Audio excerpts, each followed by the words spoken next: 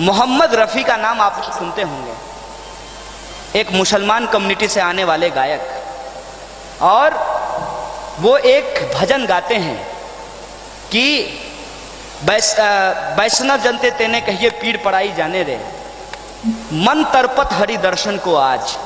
यह जो भजन है, यह भजन एक मुसलमान के द्वारा लिखा गया है और एक मुसलमान के द्वारा गाया गया है, लेकिन यह हिंदुओं के मंदिर में बजता है। यह हिंदुस्तान की संस्कृति है। इस संस्कृति को खत्म करने की पूरी साजिश की जा रही है, और यह साजिश सिंबल के नाम पे किया जा रहा है। और आजकल गाय माता बहुत ज्यादा चल रही है मार्केट में। गाय माता, ओ भाई साहब, गाय के नाम पे क्या क्या हो रहा है इस देश में। कई बार तो ऐसा लगता है कि दुनिया के अलग अलग देशों में गाय का जो महत्व है, भारत में उसका महत्व बिल्कुल अलग है। मतलब जब गाय से मुनाफा लेना हो तो वो गाय बन जाती है, और जब गाय से वोट लेना हो तो वो माता बन जाती हैं।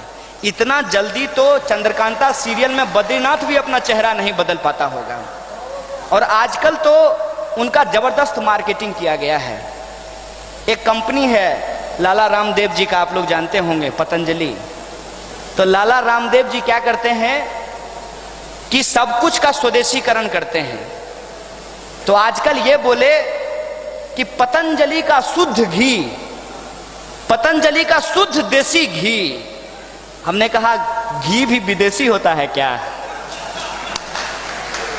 भाई घी तो हिंदुस्तान के अलावे दुनिया के किसी मुल्क में नहीं निकाला जाता है। इसीलिए घी शब्द को जब आप अंग्रेजी में लिखेंगे तो GHEE घी लिखते हैं। उसका दूसरा कोई अंग्रेजी शब्द नहीं है।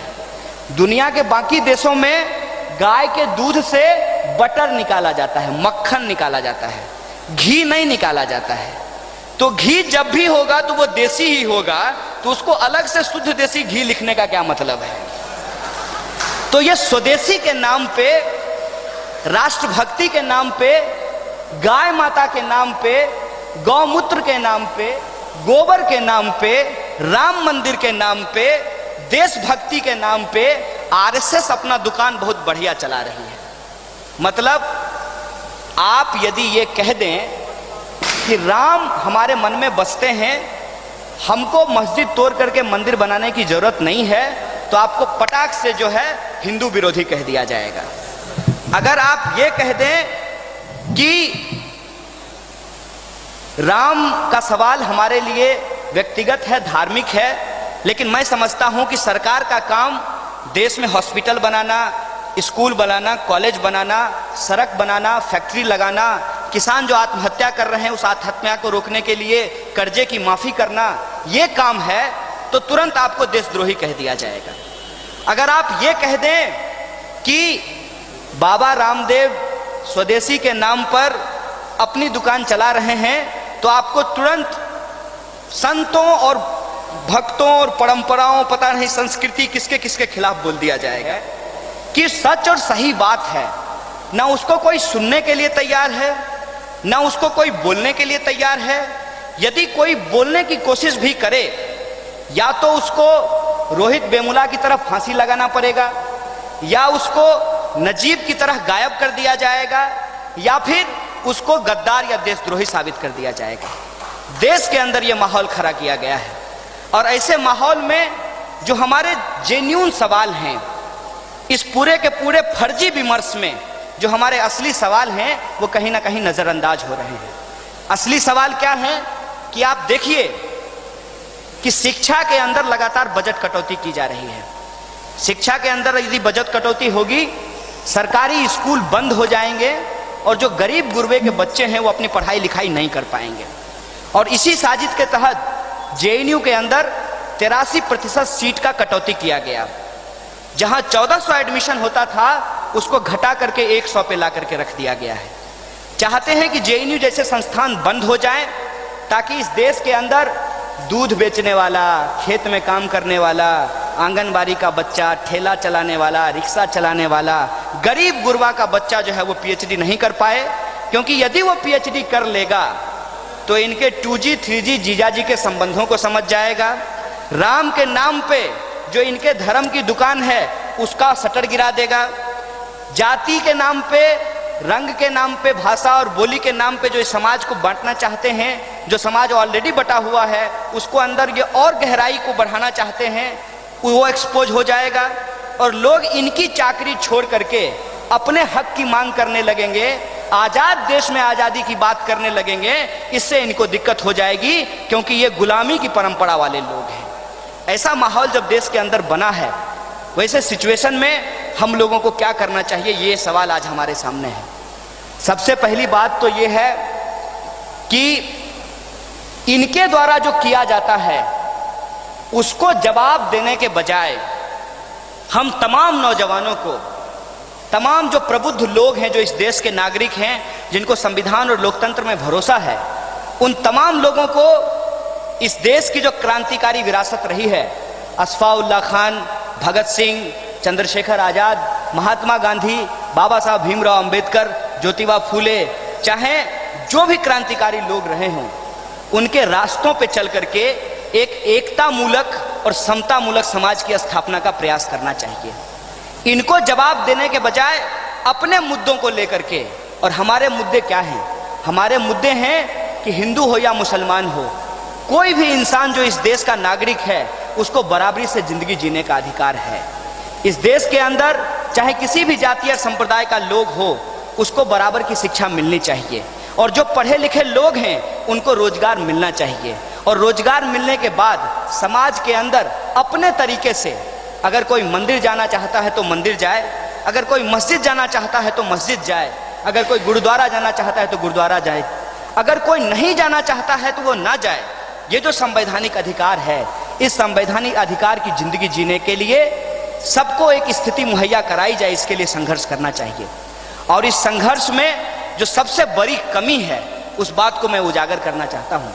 वो कमी है कि आज हमारे मुल्क में वो इसलिए नहीं जीत रहे हैं कि वो ताकतवर हैं, वो इसलिए जीत रहे हैं कि हम बटे हुए हैं, हम हार रहे हैं। इस बात को हमको समझना पड़ेगा।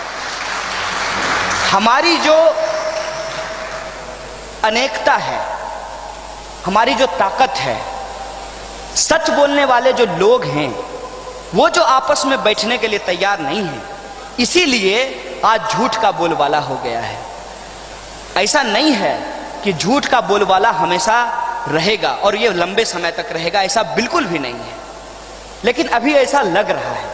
ऐसा इसलिए लग रहा है कि सोशल मीडिया पे इनका गैंग बना हुआ है, मेन स्ट्रीम मीडिया में इन्होंने गैंग बना करके रखा है और सड़कों पे खुलेआम गुंडागर्दी ये कर रहे हैं। और ये ऐसा इसलिए कर पा रहे हैं कि इनको कोई चैलेंज करने के लिए तैयार नहीं है। और इनको चैलेंज करने का तरीका ये नहीं है कि हम इनकी तरह व्यवहार करना शुरू कर दें। इनकी जो सच्चाई है उसको हमको जनता के सामने लाना पड़ेगा।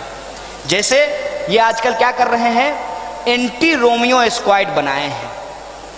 हम लोगों को ये सवाल पूछना चाहिए कि मोदी जी, इस देश में लोग प्रेम से नहीं नफरत से मरते हैं।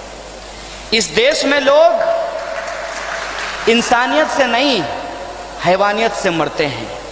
इस देश में लोग राम के मानने वाले हैं या अल्लाह के मानने वाले हैं, इसलिए परेशानी का सामना नहीं कर रहे हैं। इसलिए परेशानी का सामना कर रहे हैं कि लोगों के पास आज भी उनका बुनियादी हक नहीं पहुंचा है। आप एंटी रोमियो स्क्वाड बना करके एंटी भूखमरी स्ट्रगल को आप डाइवर्ट करना चाहते हैं। ये सवाल मैं आपको कहना चाहता हूं। अगर आप समाज में कुछ करना चाहते हैं सचमुच, तो एंटी रोमियो स्क्वाड छोड़िए, एंटी भूखमरी स्क्वाड बनाइए, तब हम समझेंगे कि आप समाज के लिए कुछ करना चाहते हैं। आप ये कहिए कि पुलिस आम नागरिक को साथ देगी और आम नागरिक जो है वो एंटी भूखमरी स्क्वाड बना करके, एंटी बेकारी स्क्वाड बना करके शहरों में घूमेंगे और जहां भी कोई भूखा इंसान मिलेगा उसको ले जाकर के डीएम के पास पहुंचाएंगे और डीएम को कहेंगे कि जिलाधिकारी महोदय, आप जिस जिले के मालिक हैं उस जिले का एक इंसान भूखा है, इसके खाने का प्रबंध कीजिए। हम उनको कहेंगे कि देखिए साहब, इस लड़के के पास बीटेक है, बीटेक, बाबूजी की गाढ़ी कमाई जमीन को गिरवी रख करके, माँ का गहना जेवर गिरवी रख करके इसकी फीस भरी गई है और ये इंजीनियर बना है, बीटेक हुआ है, उड़ीसा जा करके, केरल जा करके, पता महाराष्ट्र जा करके, राजस्थान जा करके, बिहार छोड़ करके कोटा पहुंच करके ये इंजीनियर हुआ है। लेकिन गया की सड़कों पे, पटना की सड़कों पे अपना डिग्री लेकर के घूम रहा है। इसको कोई रोजगार देने के लिए नहीं है। इसको तुरंत रोजगार दीजिए। यदि आप इसको रोजगार नहीं दीजिएगा तो यह बेकारी में चोरी कर सकता है, आने जाने वाली लड़कियों को छेड़ सकता है और किसी आतंकवादी संगठन का मेंबर बन करके कहीं पे जाकर के बम फोड़ सकता है। इसीलिए इसको रोजगार दीजिए। ये जो सवाल है, इस सवाल को हमको इंपॉर्टेंटली समझना पड़ेगा। इंसान को मारना इंपॉर्टेंट है कि इंसान को बचाना इंपॉर्टेंट है? ये सवाल आज हमारे सामने है और वो उनके लिए इंसान को मारना इंपॉर्टेंट है। इसीलिए आप देखिए, जब अलवर के अंदर गाय के नाम पे एक इंसान को भगदड़ की भीड़ बना करके मार दिया जाता है, लिंच कर दिया जाता है उसको, उस पर बीजेपी का बयान आता है और कहते हैं कि हमको इस बात का कोई अफसोस नहीं है। मंत्री साहब पार्लियामेंट में कहते हैं कि ऐसी कोई घटना हुई ही नहीं है।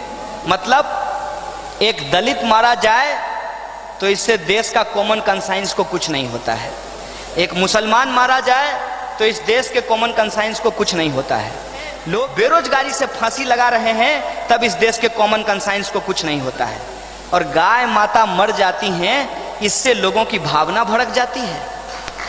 भाई साहब, जहां इंसान की कीमत नहीं हो, जहां इंसान को जानवरों से भी बदतर समझा जाता हो, मैं समझता हूं वो देश हमारा नहीं है।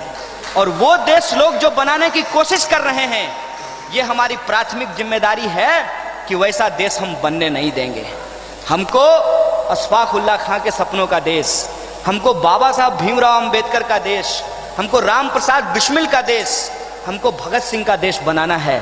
हमको गांधी से लेकर के कबीर तक, गुरु नानक से लेकर के इस देश के अंदर वो तमाम संत जो शांति की बात करते हैं, एकता की बात करते हैं, सबके लिए समानता की बात करते हैं, उनके सपनों का देश बनाना है। और भारत के संविधान की प्रस्तावना के एक एक शब्द को जमीन पे उतार करके लाना है। ये हमारी लड़ाई है दोस्तों। इसीलिए